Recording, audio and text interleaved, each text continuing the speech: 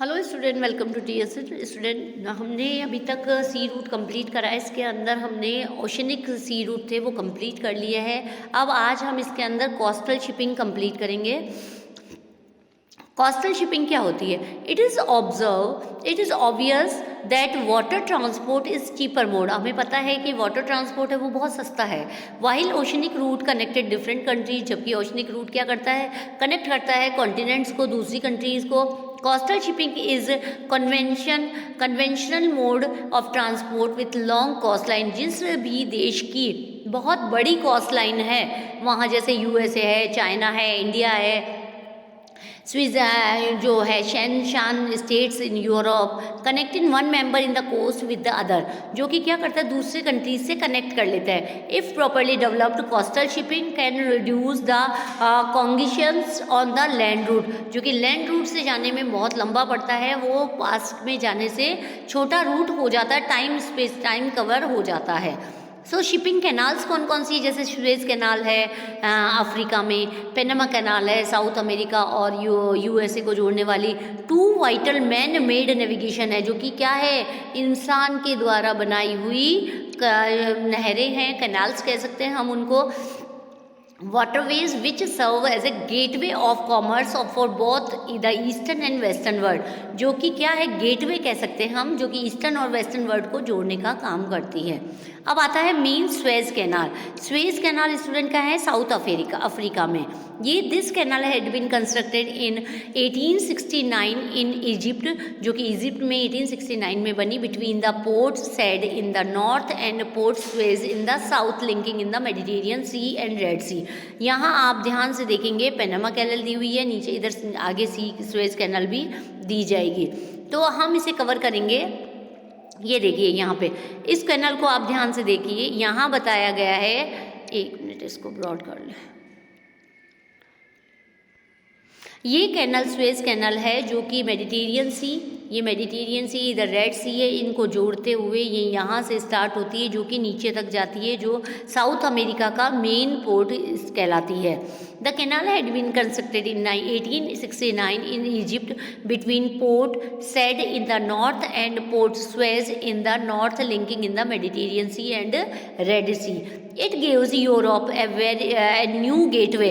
Europe तक, Africa से Europe तक जाने का एक नया रास्ता दिया इसने on the Indian Ocean and reduce direct sea route distance between Liverpool and Colombo, जो कि कोलंबो और लिवरपूल के बीच का एरिया है, उसको कवर करा। और compare to the Cape of Hope, Good Hope route, और इसे क्या बनाया गया? गुड होप रूट बनाया गया। It is a sea level canal without locks which is about 160 kilometre तक फैली हुई है और 11 to 15 मीटर डीप है ये। अबाउट 100 शिप्स ट्रेवल्स डेली, इसके अंदर से 100 शिप रोज जाते हैं। Each ship takes 10 to 12 hours across this canal. ये इस कैनाल को पार करने के लिए 10 से 12 घंटे लगते हैं पूरी कैनाल को पार करने में। The tolls are so heavy that some find it cheaper to go to buy larger cap route, whatever to consequence delay is not important. ये लॉन्ग कैप रूट है जो कि डिले करता है। Railway route follows to canal of Suez and from Ismailia there is a branch link to cargo. ये cargo के लिए भी बहुत अच्छी है। A navigable fresh water canal from The Nile also joined the Suez Canal and Ismailia to supply fresh water। Underline कर लीजिए student इसको, ये फ्रेश वाटर भी पहुंचाने का काम करती है पोर्ट साइड से स्वेज कैनाल तक। अब नेक्स्ट आता है Panama canal. The canal connected to Atlantic Ocean in the east of Pacific Ocean in the east west. ये कैनाल कनेक्ट करती है अटलांटिक ओशन से ईस्ट से लेके पैसिफिक ओशन तक, वेस्ट तक। यहाँ आप ध्यान से देखेंगे ये नॉर्थ अमेरिका की कैनाल है और it has been constructed across the Panama isthmus between Panama City and Colon by the US government which is purchase 8 kilometre area on the either side of named in canal zone. तो यहाँ पर हम इस John को बांटेंगे कि जो 8 kilometre का एरिया था वो नॉर्थ अमेरिका में आ रहा है और इसके बाद 72 किलोमीटर्स का एरिया अलग हो जाता है। सो ये कैनाल यहाँ आप इसको देखेंगे, ये कैनाल कहाँ से कहाँ तक है, ये दो कंट्रीज़ को जोड़ने का काम करती है और ये कॉलन से लेके स्टार्ट हो रही है, गुटनबर्ग गॉटम डैम से लो करते हुए ये यहाँ तक आ रही है पैनामा सिटी तक।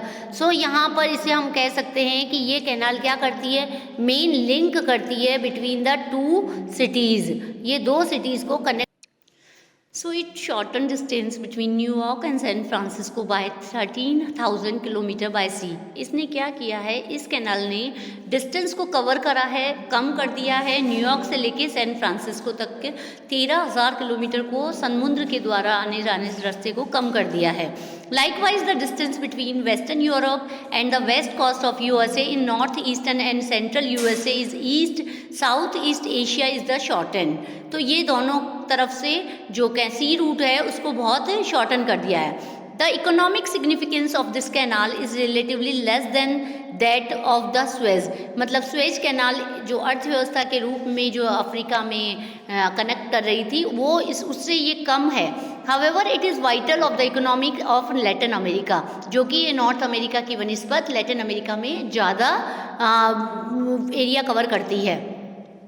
इनलैंड वाटरवेज क्या होता है, जो देश के कंट्री के अंदर वाटरवेज है उसे हम इनलैंड वाटरवेज कहते हैं। ये किसके थ्रू होता है, rivers, canal, lakes, coastal areas have been important waterways this time of imperial. So ये हम कह सकते हैं कि कौन कौन से एरियाज को कवर करती है। Boats and steamers are used in the means of transport for cargo and passengers।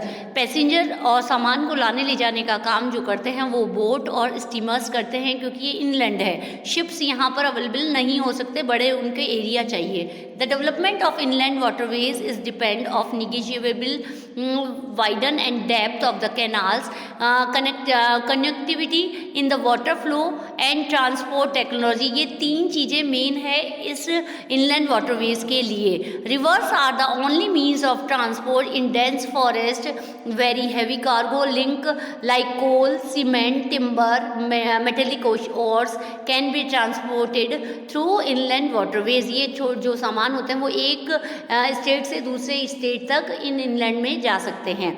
In ancient times, riverways were the main highway of transportation as the case of India। India के अंदर पुराने time में main transportation का काम करते थे, but they lost importance because of competition from railways, lack of water due to diversion of irrigation. ये परंतु कम होने लगा है आज, क्यों? क्योंकि यहाँ पर लॉन्ग डिस्टेंस को कवर नहीं कर पा रहे, ये रेलवे रूट बहुत बन गए हैं और वाटर कम हो गया है because of the irrigation system and their poor maintenance. जो इनकी मेंटेनेंस है वो भी कम्प्लीटली नहीं है। So the significance of river as an inland water for domestic and international transport and trade has been recognise throughout the development of world. जैसे जैसे world में डेवलपमेंट हो रहा है वैसे वैसे इनके सोर्सेज की कमी आ रही है। Despite inherent limitations many rivers have been modified to enhance their navigable by dredging, stabilising rivers bank and building dams. यहाँ पर धीरे धीरे क्या हुआ है, रिवर्स के ऊपर डैम बना कर दिए गए हैं, बैरियर लगा दिए गए हैं, जिसके कारण फ्लो ऑफ वाटर रुक गया है और ये रूट अफेक्टेड हुए हैं। The following river waterways are some of the world transport highway in commerce. कुछ मेन इनलैंड वाटरवेज है जो कि अभी भी मेन है, जो हाईवेज ऑफ कॉमर्स कहलाता है। इनके अंदर बहुत सारे हैं। फर्स्ट आता है द राइन वाटरवेज, जो हम नेक्स्ट वीडियो में कवर करेंगे student. Till then keep watching, thank you.